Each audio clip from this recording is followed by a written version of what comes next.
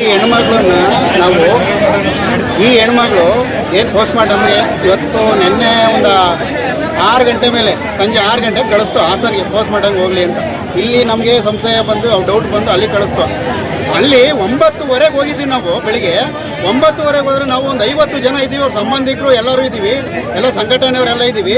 ನಮಗೆ ಗೊತ್ತಿಲ್ಲದಂಗೆ ಆಯ್ತಾಯ್ತಾ ಬತ್ತವ್ರೆ doctor ಬತ್ತವ್ರೆ report ಕೊಡ್ತಾ ಇದೀವಿ ಅಂತ ಹೇಳ್ತಾಯಿದ್ರು.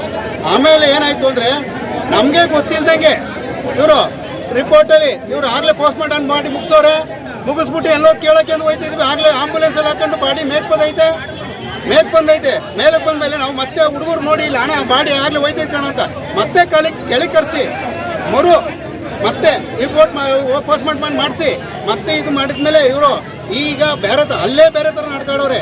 ಇಲ್ಲೂ ಮುಂದೆ ಬೇರೆ ಥರ ಆಯ್ತೈತೆ. ದೊಡ್ಡ ಪ್ರಭಾವಿಗಳು ಇಲ್ಲಿ ಇದು ಕೈ ಹಾಕಿದ್ದಾರೆ. ಈ ಹುಡುಗಿಗೆ ನ್ಯಾಯ ಕೊಡಿಸ್ಬೇಕು ಅಂತ, ನ್ಯಾಯ ಸಿಗಬೇಕು. ಅಲ್ಲಿವರೆಗೂ ನಾವು ಕತ್ತಲಲ್ಲ ಇದು ಉಗ್ರ ಹೋರಾಟ ಮಾಡ್ತೀವಿ.